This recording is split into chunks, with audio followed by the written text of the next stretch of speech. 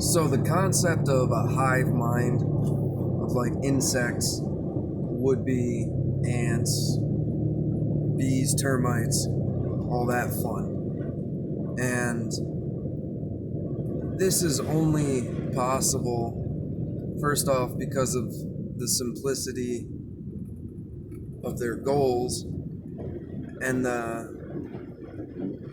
close relation that they have with each other. They are all siblings, and the majority of them are siblings from both the same parents, depending on the species, the life cycle, and all that fun. So they're more closely related to each other than they would be if they had their own children, which is the reason for the queen laying all of the eggs. There are no worker bee or ant revolutions, and any single one of them, besides the queen, would sacrifice themselves for the greater good of the colony. They do not have to be taught this, they do not have to be trained in any sort of way, and they are able to do incredible things, be it creating giant termite or ant mounds, producing vast amounts of honey and elaborate hives, organized takeovers of other colonies, all right, not to mention the locating of flowers and the relaying of that. Phenomenal. But the concept of humans living in a hive type area is not really feasible. You see the designs for these super skyscrapers that would be self-sustained cities with millions of people inside of it that would never have to leave for anything. You have shopping malls and grocery stores. You have everyone works there and lives there. Or this whole dense city existence where people lose a portion of themselves and sacrifice it to the hive. We're a lot more complex creatures, and we are not so closely related. All right, we communicate with concepts and words, not with hormones. I mean, we do communicate with hormones at least a little bit, but not to the same extent, as well as the need for self-achievement, self-promotion, and just overall self-worth. But the only way to kind of control the masses would be to get them to all have this collective hive mind.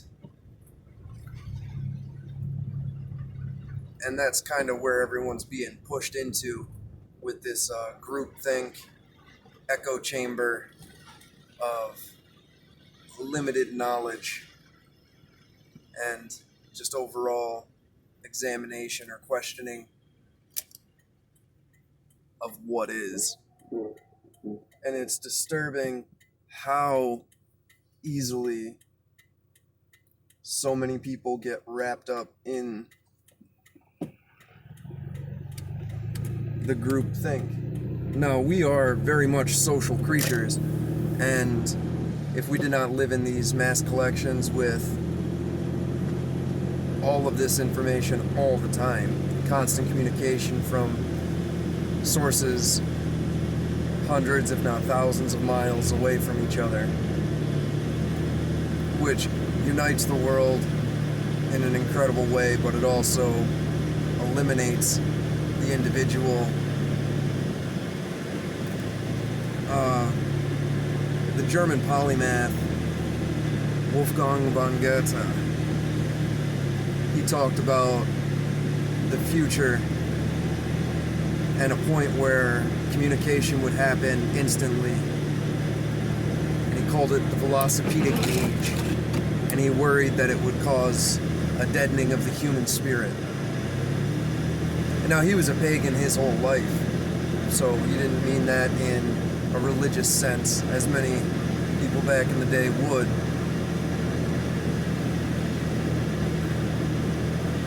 That is definitely something that we are seeing. There is a vast gap between individuals. There's multiple layers. Like, you can tell somebody's going to be an asshole more when they're driving a vehicle because they're not directly dealing with you. That person might not necessarily be a prick in the grocery store where you look eye to eye, but there is a level in between the two of you. There's a buffer, the vehicle. And then you see online just the savagery that people can exact on each other. And there is a sense of autonomy. You don't have to directly interact with these individuals.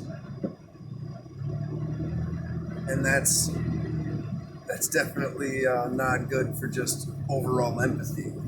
Not to mention you have a melting pot of different ideas and cultures and multiple people coming at it from points of ignorance, just disputing things that they know nothing about. Not to go off on a huge tangent, but humans are able to live in a community of about 200, 250 people, and without outside influence, work things out pretty well just through word of mouth and through rumor. Oh, so-and-so did this, so-and-so did that. Anybody from a small town can kind of understand that. You look at my graduating class had maybe 100 people, maybe a little over, a little under. And so you can see that within the singular grade. Or if you look at the way that military companies are broken up, you have platoons with like 40 to 50, maybe 60 guys, and then you have 4 platoons make up a company, and every individual, if they do not know each other on a direct level, they can communicate with somebody else who has had interactions with them. So you can tell this person, that person, and recognize just about everybody's face, you know? Once it gets past that point, things get a little bit more complicated. Now, there's reasons why people lived in villages and in these types of communities, and everything was relatively self-done. You know, your family would take care of you if you got sick, so that was your Medicare. Or maybe there was a wisdom or a medicine person within the village, somebody who specialized in herbs and all of that, right? Now, your family or your village was also in charge of education. They were also in charge of protection. So the early kingdoms were really more or less just racketeering operations, where you have an individual or a group of individuals, depending on the type of system, who amassed military power and would own a lot of the property. So obviously held with the military power. And so they would say that they would protect you from other kings who were far less generous than themselves, and in return you had to donate food as a form of taxation, or lumber, or fighting men to join their military, because of course they're going to be protecting you, right? And that's why you could see like England, which is a relatively small place, broken up into multiple kingdoms, right? So you get it. They could only operate within a certain size. And so now you see nations with millions of people, hundreds of millions, billions of people, and they try to operate in a way that does not infringe upon the government's power. And you see places like India where a lot of the inhabitants do not have running water, where there very much is pestilence and starvation and all of this. Now they're coming up in the world, at least a little bit, especially with all the anti-China sentiment, which is not unjustified. They're going to start being a manufacturing power on a global scale. And then hopefully we get to see a little bit more things going in the way of better for their population. So the Chinese, they are a brutal dictatorship, basically. I understand that it's ran by a political party, but brutal. But at the same time, they have a huge population, and they need to figure out a way to take care of that. Now, a lot of people here in America seem to think that a communistic regime would be better than what we have. They have a failure to understand the benefits of a capitalistic society insofar as the way that everything provides for itself. No, I'm not saying that there aren't flaws with the way that we run things, and the way that we have been doing it currently is not a capitalistic society because there's no bailouts or any of these other things. You know, you let companies die. Trees are supposed to die to make place for other trees. And we've kind of become this giant gluttonous glob propping up these corpse systems that are told to be or said to be vital for our way of life. That's not capitalism. It's a crony capitalistic ridiculousness. Same thing with massive bailouts starting out, not just starting out, but in 2008, they opened up the floodgates, and that's nothing compared to what we just recently saw. So we're in for a hell of a ride.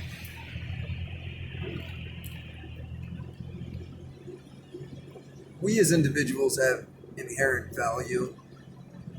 At least we should. Some have more than others. But what is that worth if it's not able to manifest? And if you do not live in a society that allows it to manifest, we're all doomed to live lives of misery and non-production.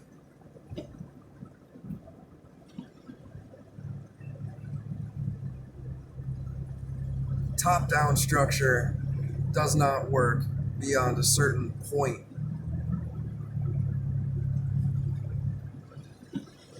Without totally crushing the individual. Now, people get it messed up in the way that they emotionally relate to situations. They look at the story of an individual and that's how they dictate the entire thing without taking large-scale numbers into the equation. And this is a trap that you can fall into on an empathetic level, right? 1 million people die, it's a statistic. 1 person dies, it's a tragedy. As long as there was a personal, emotional connection made.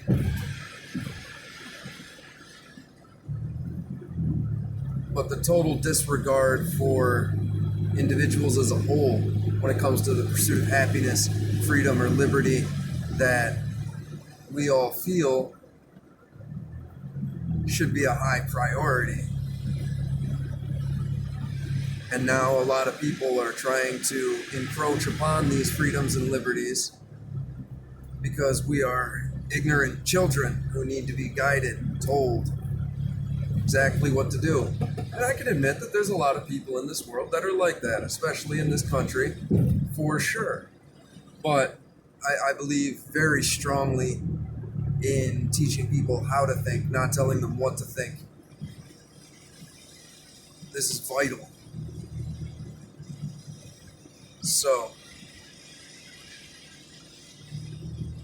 we are not closely related insects who are gonna just follow the decrees of the all-producing queen and lay our lives down for the betterment of the colony and the mass production of the colony so it can just further consume.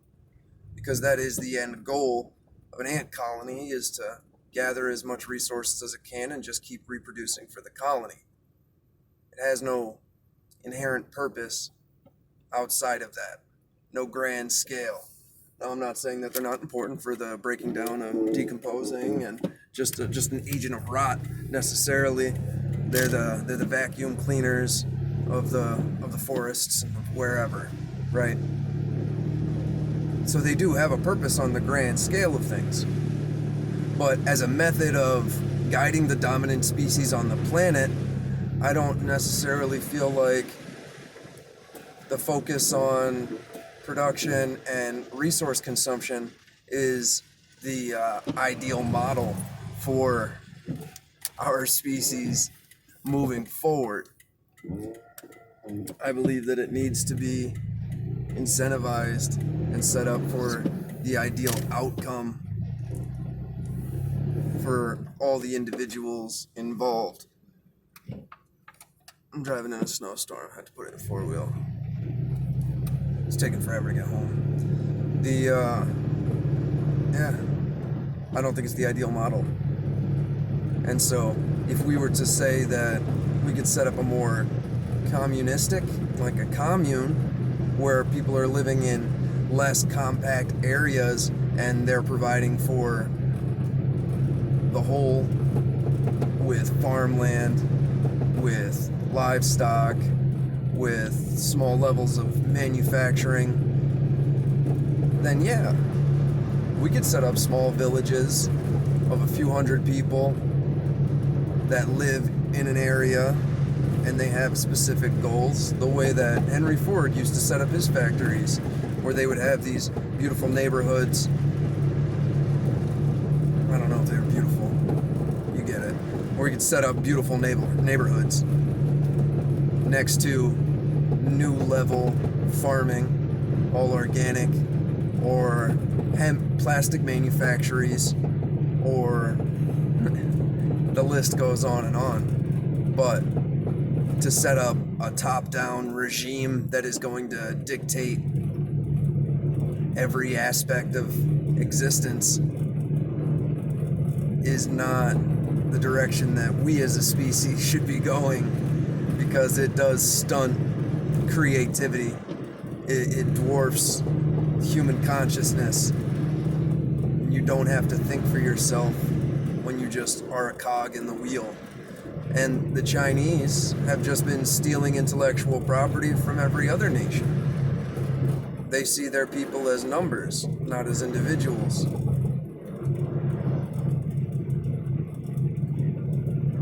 This is shown by what they can and cannot allow their people to see. And now we're seeing all of this censorship and all of these types of controls here in America. And if that doesn't scare the hell out of you, I don't know what you're not paying attention to. I don't know, something's rattling.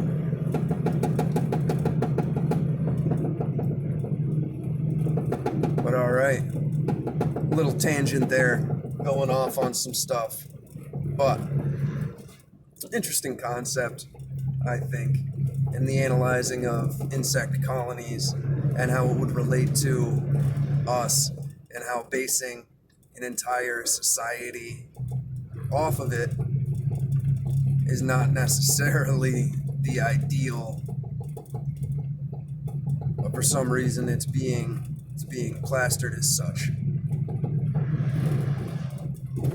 We have more in common with each other than those that want us to fight, but they want us to fight for a very specific reason, and that is it weakens us, and they can seize upon that to amass more power and more influence, more control. So when the people who are in charge and led you to such a wonderful time here and now tell you that they need more control to make your life even better, that should scare the hell out of you. It scares the hell out of me. But alright.